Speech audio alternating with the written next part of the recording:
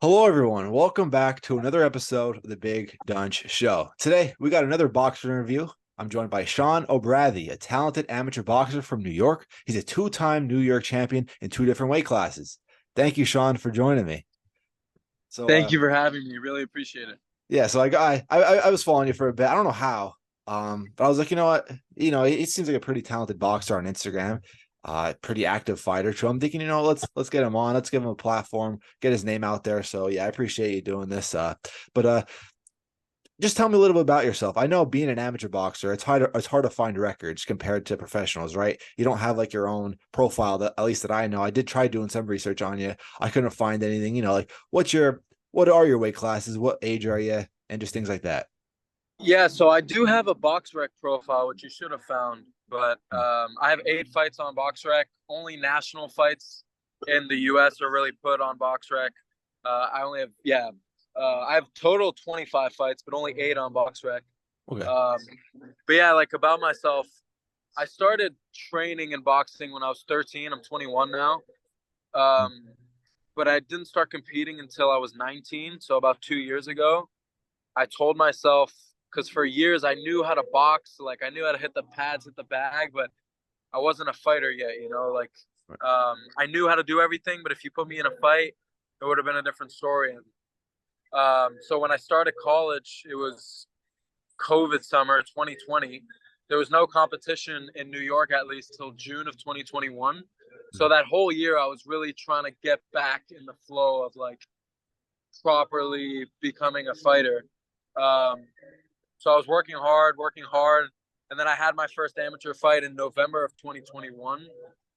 Um, and ever since, I've been competing a lot.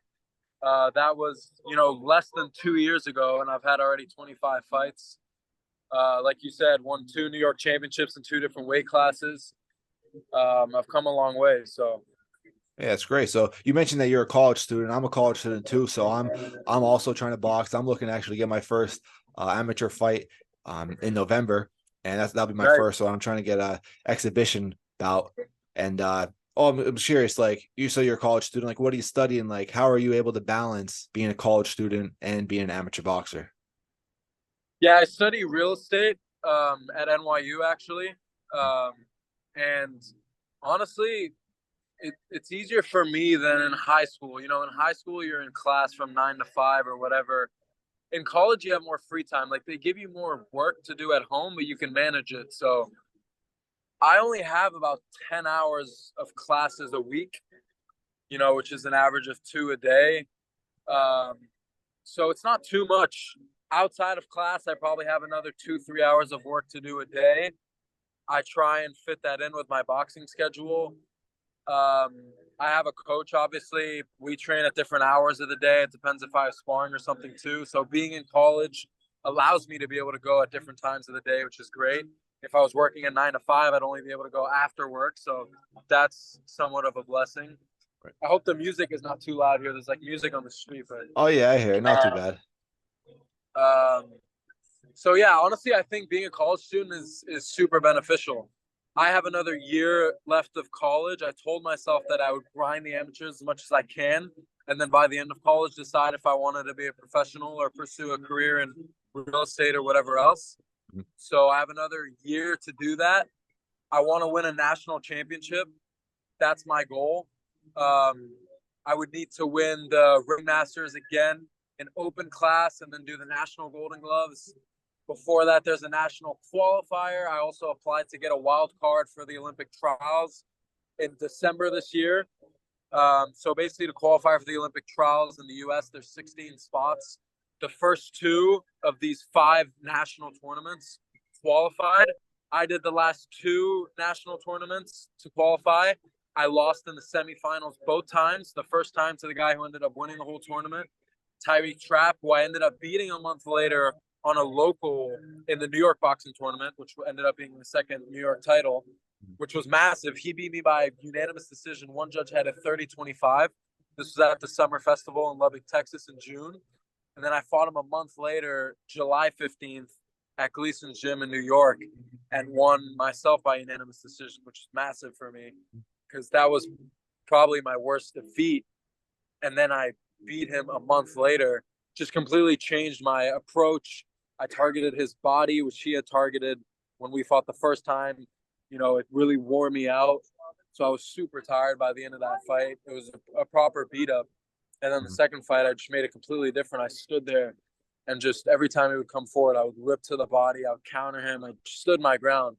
Whereas the first time I was trying to circle a lot, move a lot, which didn't end up working out too well. I'm getting into a lot of things right now. So yeah, basically, my plan is to get to the Olympics by next year.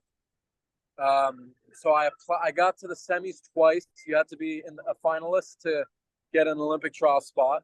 But I just applied for a wild card spot, which the wild card applications from October 1st to October 15th. I think we hear on November 1st whether we get it. Since I was one fight away twice, I have a win over a former national champion, things like that. I think I should get a wild card spot. And then assuming I get that, obviously I need to win the Olympic trials. And then if that doesn't go well for some reason, in March there's a national qualifier, and in May there's the national Golden Gloves, and I want to win a national title in one of those before I graduate in a year's time from college. That's my goal. Well, it's awesome. Whether I pursue a pro career or switch it up, at least I'll be satisfied with what I've done. I've already won 2 New York championships, which I'm really proud of, but I want a national chip. That's the goal. Yeah, and it's awesome that you actually have goals in the amateurs, not just trying to get by and try to, just get by, get experience, and go pro right away. You're trying to win. National championships. I've always wanted a lot of amateur experience. I'm hoping I can get to about 50 fights by the end of next year, or by the end of the school, by like May, June of next year. I'm going to be competing a lot. So I'm hoping I can get to that. And then with 50 fights, I can decide, maybe I continue the amateurs for another year, maybe try and make 2028 Olympics, maybe turn pro, maybe drop the sport. We'll decide. But the thing about me is I don't think a professional career without, support from promotional companies like Top Rank or Matchroom, I don't think it makes sense. I don't want to be, fighting for $500 on small cards and casinos trying to build my way up. I could do that, but I have other opportunities in my life. Yeah. I love the sport, but it's so hard. And to me, if you're not at the elite level in the amateurs, it's a foreshadowing of what's going to happen in the pros. Like, I'm going to be honest with myself, and if I'm not at the top of the amateurs, I don't see how it'll be easy to get to the top of the pros. It's not easy either way, but I want to be able to prove myself in the amateurs before I turn pro. So, yeah, that's a good point that you make, because like you said, with the $500 fights and all, I mean, boxing's too dangerous of a sport to be, risking, yourself like that. I love boxing. Yeah. You obviously love boxing, but at the end of the day, we got a future. My brain, so I don't want to throw that away. Exactly. No, exactly. We got a future at the end of the day. Boxing, it's politics too in that also, but that's a whole nother story, right? But you're doing the right thing, focusing on amateurs, because amateurs is more structure, right? You have it's just more structure, right? You have more things to compete for, instead of just the money in pros. But just expand real quick though. Like, what are you doing for conditioning? I know obviously you said you're balancing out college, but what are some things you're doing for conditioning? Are you running? Are you swimming? Like, what's weight training looking like? How many days are you in the gym and things like that? So if any boxers are watching, when I first started out with my fights, I wasn't as successful as I am now. I did some like novice tournaments in the city. I didn't win them. And I felt like I was better than the others, and I couldn't figure out what I was kind of doing wrong. I was fighting at 165, which was a pretty big cut for me. I now fight at 176, which I'm much more comfortable at. I honestly walk around at about 185. When I'm in good shape, 180, but usually 185. So 165 was a crazy cut for me. I actually won my first New York championship at 165. After that, I moved up because I didn't want to do the cut anymore. I'm also getting bigger, older, stronger. So it's obviously getting harder to make 165. But one advice I'd really have is I really underestimated when I started competing how important running is. Like, everyone would say, oh, run, it's important in boxing. And I would kind of like brush it off, like, yeah, okay, I'll run once a week, whatever, but it's not that big a deal. And you, who's going to have your first fight, running is so important. The reason it's important is I wasn't able to get to 165 comfortably without running because I had to like not eat as much and things like that, which is horrible in the amateurs because you're weighing in the same day as the fight. You actually feel like shit when you're fighting. When you're running, you're really shaving off like the fat on your body. You're getting leaner. It's a natural way of losing weight. You can still eat a comfortable amount of food while still losing weight just by doing cardio. Like it's so important, especially for people that are losing a lot of weight. At 176, I could hypothetically not run and still make the weight comfortably.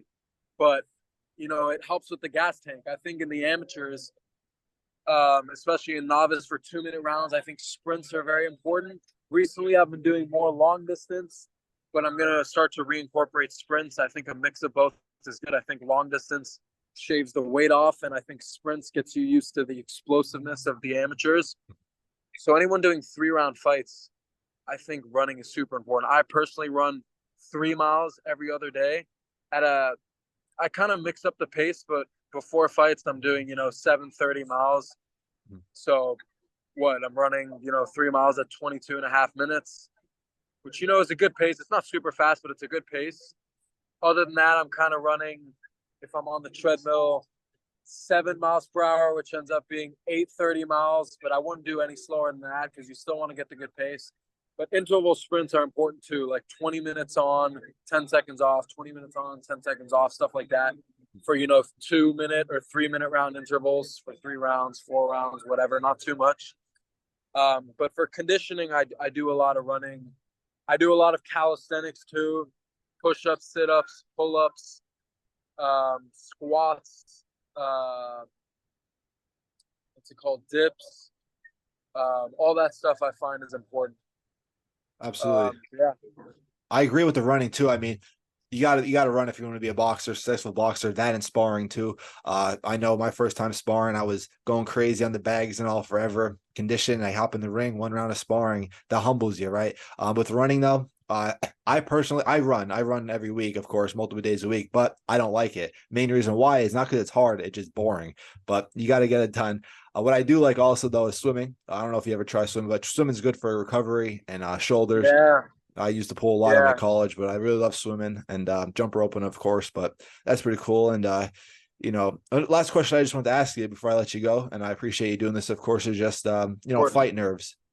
Everybody deals with fight nerves. That's of course a big problem with me. I mean, even though I'm only having an exhibition, it's like 3 1 or 2-minute rounds, but it's still, I get nervous before sparring every day and stuff like that. What are some things that you deal with nerves? Do you even have nerves? How do you handle that? Yeah, nerves is a really interesting thing. I talk to people that tell me they don't have nerves, and I think that's complete BS. Yeah, I have nerves before every fight. What does change once you get to having, 25 fights like me, you always have the nerves. Probably not as much as the first few, obviously, because the first few you're like, oh my God, am I going to get it? You're thinking all this crazy shit. By now, I'm not worried about getting hurt or things like that. I just want to win. But what changes is your comfortability with the nerves, if that makes sense. So the first few times you're fighting, first of all, I did. I would gas myself out just from going like you're so it's such a crazy experience that you're not able to control yourself in the fight. So you get gassed, you're throwing punches like crazy, you're not doing exactly like you're doing in sparring. My first few fights were like that. Now I have all the nerves. It's the same. Also because I'm fighting at a higher level. So I feel like the nerves kind of, it's more important now. Before it was shows. Now I'm doing, I fought in Colorado. I fought in Texas in these national tournaments against ranked guys that I follow, guys that I've heard of. I fought at Madison Square Garden at the theater in April. That's a 5,000 seater. There were probably around 3,000 people there. That was the first time I had fought in front of that many people, which was an amazing experience. So obviously you get more nerves in terms of there's less room for embarrassment in those big fights than when you're fighting in a gym on a small show. But the more I fought, the more I get comfortable. The more like it feels like a sparring session kind of, the more you're controlled. Like you're looking at the opponent, you see the crowd, you see your coach, and when he's telling you something, you understand him. When you're in the first few fights, you block out everything. Like you might not be looking at your opponent attentively. You're not paying attention to the crowd. If someone's telling you something, you can't hear it. When your coach is talking between rounds, you're like so in the zone that you're not fully ingurgitating all the information. Now it's like a sparring session between rounds. I see the coach come in, put in the stool. I sit on the stool. I look at him in the eyes. I'm understanding what he's saying. It's much more of a controlled experience. For me, which is very interesting, some people that are listening might not believe me, but I swear this is true. When I'm fighting in front of more people, like when I fought at the Garden, there's something about when you put the work in and you feel like you deserve to be there, because you need to put the work in to feel comfortable. Conor McGregor has a quote. He said, doubt is only removed by action. If you're feeling doubt and you're really nervous, that might be because you didn't put the work in. You know, if you really put the work in, you put in the running, you put in the sparring, you did everything you needed to do 5-6 days a week, which I think is necessary to be successful as an amateur boxer. You feel comfortable in front of the crowd. Like the fight where I felt the most comfortable, I didn't feel like I boxed the best particularly, but I just felt comfortable, and the experience and the pressure was at the theater at the Garden. Like that's really when I felt like I was looking around and I was just, I don't know if the flow state, but I was just fully conscious of what was going on, fully controlled. The opponent was in front of me. I could see everything coming. I just felt good.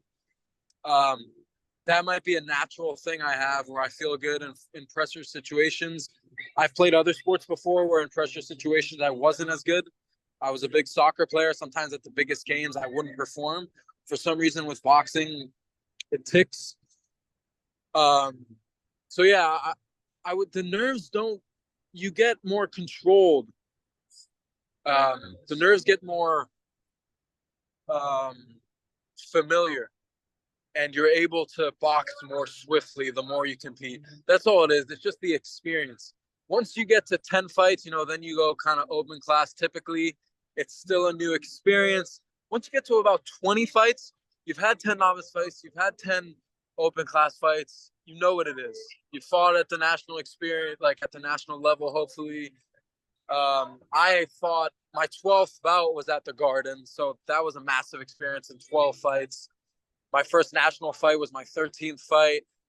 So I was quickly in the flow of, you know, big competition and stuff like that. So I might have a different case than others. If, you know, if you're an amateur boxer in Oklahoma or Idaho or Iowa or South Dakota, you might not be fighting at MSG and things like that. It's obviously at smaller venues. So it might be a different experience. But yeah, just the more you fight, the more you get experience under pressure, the more you feel calm. The pressure is the same, but you feel more calm. You're more controlled. You're not freaking out. You're not thinking negative feelings. You're more comfortable, especially if you put the work in. Hey, well, that's great advice, and I appreciate that. And it seems like obviously you handle that well, just based off, you know, you just got to get experience. That's really all there is to it. But you know, I appreciate you joining me, and you know, I'm going to be looking forward. I'll be looking at your career, following your career, and I hope to see you, of course, in the Olympics, right? Sooner or later, on TV. That's the mission, man. That's the mission. The guys I'm competing against have much more experience than me, but obviously, if I'm given the chance, I'm going to give it my all, and I believe I can beat anyone. You have to believe that when you're in the sport. I just need another opportunity to prove it. And yeah, the Olympic trials are in Lafayette, Louisiana this year. They're going to announce the wild card spots. I believe I can get one at 176, 80 kilos. So that's the next step for me. That's what I'm getting ready for. I'm excited for. 2 months away. So I'm excited. Thank you for, I don't know how you found my profile and stuff, but I appreciated you reaching out. I love doing these interviews. They help me. They help you. I know I sometimes start monologues and start talking for a long time. No, it's I don't know if good. I'm answering all your questions, but Perfect. at least it gives you content. Right. Thank you. I appreciate that. And to everybody watching, you know, check out Sean on Instagram. I'll have his Instagram link in my description. You know, make sure to leave a like, subscribe, comment down below. I'm out, guys. Peace.